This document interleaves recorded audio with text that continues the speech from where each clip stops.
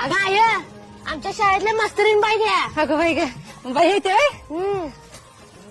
कवा शाळेत नाव घालायला लागते बघा ह्याचं.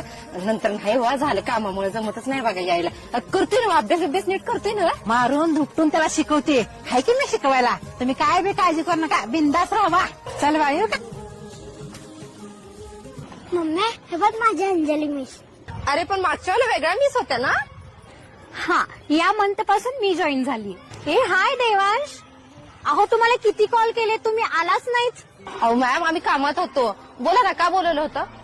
अहो तुम्ही 58,000 भरलेत अजून 2,000 बाकी आहेत. आणि काय हे तुमच्या मुलाचा होमवर्क कधीच कम्प्लीट नसतो. त्याची बुक्स बघा तुम्ही नोटबुक सुद्धा इनकम्प्लीट असतात. असा हलगर्जीपणा नाही चालणार हो. अहो आम्ही दोघंही बिझी असतो आणि तरीही त्याचे प्रोजेक्ट वगैरे मी घेते कम्प्लीट करून. तेवढा नाही वेळ द्यायला भेटत हो. अहो मग ट्युशन्स लावा. आता त्याला ट्युशन्स लावायचं म्हटलं की त्याची वेगळी फी येणार. एक तर आम्ही त्याच्याकडे लक्ष द्यायचं त्याचे प्रोजेक्ट कम्प्लीट करून घ्यायचे वरनं त्याला ट्युशन्स पण लावायचे तुमच्या महागडी शाळेची ती फी पण भरायची. मग तुम्ही काय करणार आहे.